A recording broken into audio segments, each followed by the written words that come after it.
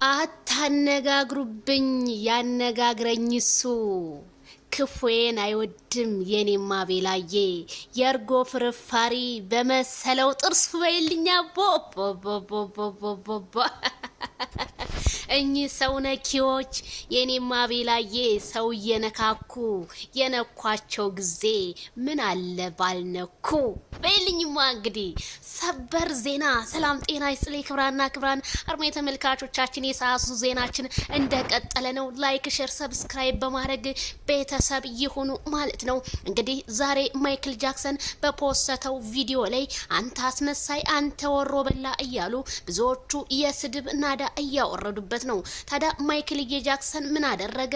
ክብር ለአባቶች እንላለን። ማይክል ጃክሰን ጀግናው አይበገሬው ምንም ያደረገው ነገር የለም። ልጁን ታቅፎ በመጣ 6 ወር ጉልበቱን በደከመው እናንተ አሁን እኛ ከሱ የበለጠ አባት እንሆናለን ወይም እናት እንሆናለን የምትሉ ሰዎች ግን ጤነኞች አትመስሉኝም ስል ከዚሁ አሳስባለሁ። ታዲያ ዜድዬ አብርሽ ያንቺን ቻናል ያያል። ዛሬ እርግጠኛ ሆንኩኝ አቤላ ሼር አድርጎልሻል፣ አመስግኖሻል። አቤላዬ የኔ ወንድም በጣም ነው መወድህ፣ በጣም ነው የማመሰግን ወንድም አለሜ ድምቀቴ ክንዴ ክፉዬን የማትወድ ጠያቄ አቤላ ማለት የሰው ጥግ አቤላ ማለት እውነት ምን ልበላችሁ ቃላት ነው የሚያጥረኝ። አቤላዬ እኮ የሰው ልክ እኮ ነው። ማቢ ሰድበው ማቢለው ቢጮህ ውሻ ቢጮህ እውነት አቤላዬ እንጀራ ሰጥቶ ነው የሚመልሰው። የማይክልዬ ወንድም ክፋት፣ ምቀኝነት፣ ሸረኝነት የሌለበት ጀግናው ቆፍጣናው እንዴ አቤላዬ እኮ ማለት የሰው በቃ ሰው ነው እኮ ከልቡ።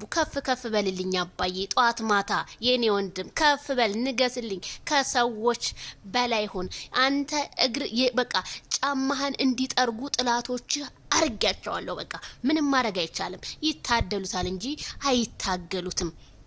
ሄርሜላ ከረሚላ እንግዲህ የሰዓት ዜናችን ሄርሜላ ከረሚላ መልእክት አስተላልፋለች። ምን ተፈጠረ? ምን ሆነች? በትህትና እንጂ በልመና የሚዘልቅ ፍቅር የለም ብላለች። 4 ነጥብ ሩታ ትሰሚ እንደሆን ስሚ።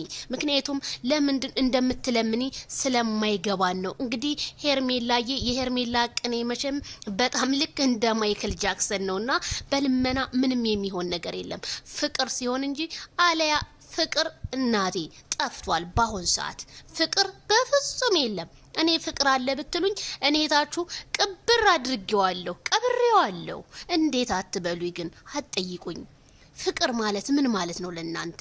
ፍቅር ማለት አብሮ መኖር፣ አብሮ መብላት፣ አብሮ መጠጣት ነው? በፍጹም አይደለም።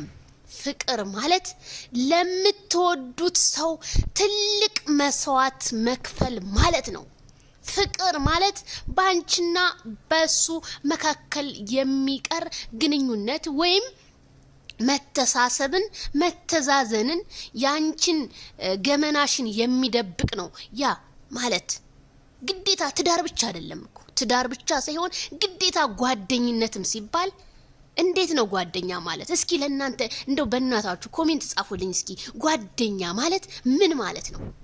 ጥያቄ ኮሜንት ላይ አሳው። ጓደኛ ምንድነው? ጓደኛ ማለት ጓደኛ ምንድነው? በአጠቃላይ ጓደኛ ትያዙ። የሴትም ሊሆን ይችላል የወንድም የወንዶች ታማኞች ናቸው። ሴቶች ካዲ ናቸው። እውነቴን ነው የምላችሁ። ስለዚህ ጓደኛ ማለት ምን ማለት ነው? ጥያቄ ለናንተ። ስለዚህ ሄርሜላ እውነቷን ነው። ሩታ 10 ሰው ጋር እየሄደች እየለመነች አቤላ ጋር ትሄዳለች ትለምናለች፣ ሌሎቹ ጋር ትሄዳለች ትለምናለች። እነ ዩ ኢንተርቴይንመንት እነ ቢኒ ይሄ ደግሞ ፈረንጅ የሚባል ልጅ እሱም ብሎ ፈረንጅ እነሱ ጋር ከገጠመች ጀምሮ ሩታ ቀሚሷን ገልብጣ ነው የለበሰችው። የምትከበርበትን ቦታ ከናቤላዬ ጋር በነበረ ሰዓት እንዴት ነበረ ውበቱ? እንዴት ነበረ ዝናው? እንዴት ነበረ ለሰው ያላት ሪስፔክት? በጣም እኮ ሩታ እኮ ፊት እኮ ከነሱ ጋር ስትውል ከመልካም ሰው ጋር ስትይ መልካም ነገር ትማሪያለሽ። ከመልካም ሰው ጋር ደግሞ ሳትውይ ፈስን ተምረሽ ትመጫለሽ። ምክንያቱም አንድ ነውረኛ ሰው አለ የለም አይልም። ፈሱን በ24 ሰዓት ውስጥ 24 ጊዜ ነው የሚፈሳው። ነውራ ያቅማ ካልዳኔሙት ነው የምላችሁ። ታዲያ ከነጽጌና ከነሜሮንና ከነዳኒ ጋር ይችሊ ገጥማ ምን አይነት ትምህርት ትማረ ሩታ? ስለዚህ ሄርሚዬ ትክክለኛ መልእክት ነው። በልመና የማይሆን ነገር ነው። ማይክል ጃክሰን እንደሆነ ያንቺና ያንቺ ነው። ሄርሚዬ ከረሚላ ምንም አትጨነቂ። ለምሳሌ ድሮ የድሮዋን ትቶ ምናምን ድሮና ዘንድሮ ተቀይሯል አባዬ። በፍየል ዘመን ሰው በጋ አይሆንም። ይሄ ልጅ ለመነ ምን ያድርግ ነው የምትሉት? አስመሳይነ ምናምን መቼም እናንተ ልዑል አብርሃም ነው እንጂ የሚባለው በእናንተ ስም አይጠራም። እናንተ እስኪ እናንተ አባትን የምትወድ ከሆነ እስኪ አብርሃምን አክብሩት። አብርሃም ማለት እኮ የገቢ ምንጫችሁ እኮ ነው። አብርሃም ማለት እኮ ለሰፈሩ ልጆች ምቀኝነት በቃ የማያስተምር ጀግና፣ መልካምነትን የሚያጎናጽፍ፣ የተቸገሩን የሚረዳ፣ ቤተሰቦቹን የቀየረ እኮ ነው አገሩ ላይ ቁጭ ብሎ። እናንተ አላችሁ የለ እንዴ? ወይ አትቀይሩ ወይ አትቀየሩ። ማይክል ጃክሰን ታሪኩ ይወራለት እንዴ? ማይክል ጃክሰን አንድ ጥፋት ሲያጠፋ አድርጋችሁ ታወራላችሁ። ማይክል ጃክሰን እኮ ከጅም መንጋጋ እኮ አውጥቶ ቤት የሰጠ እኮ ልጅ ነው። ማይክል ጃክሰን እኮ ቦረና ድረስ ሄዶ የረዳ ልጅ እኮ ነው። እናንተ ምን አይነት ታሪክ አላችሁ? ማይክል ጃክሰን እኮ ትልቅ አባታችን የሚረዳቸው ሰው አጥቶ አዲስ አበባ እኮ ይዞ ሄዶ ያሳከመ ልጅ እኮ ነው። አረ ስንት የአብርሃም ስንቱ ተዘርዝሮ ይዘለቃል። መቼም የሰው ልጅ ቀኝ እጅ ሰጥቶ ግራ እጅ እንደሚባል ያንን ነው ታሪክ አለው። እዚህ ጋር እንደ እውነት አብርሃም የምትሉ የሱን የጥፍር ቆሻሻ እንኳን አታክሉ። ካልዳኔሙት ነው የምላችሁ። ስደት ላይ ሆናችሁ ለስደት እህታችሁ ለስደት ወንድማችሁ ጉርጓድ የምትቆፍሩ መጀመሪያ ከራሳችሁ ጽዱና አብርሃምን ተርቡ። 4 ነጥብ። አቤላ ጀግና ነው። አገሩ ላይ ተቀምጦ ከወንድሞቹ ጋር እየሰራ አቤላ ትላላችሁ። አቤላ ምን አደረገ? አቤላ እንኳን እንደ ሌላው ሰው እንኳን አሽሙራ ያቅ የሆነ በቃ ንግግር እኮ ጣፋጭ እኮ ነው የኔ ወንድም።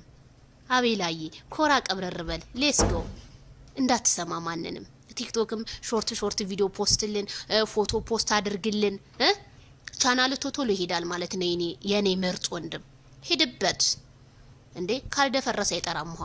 ያራዳ ልጅ ነቢኒ ምናምን ተዋቸው።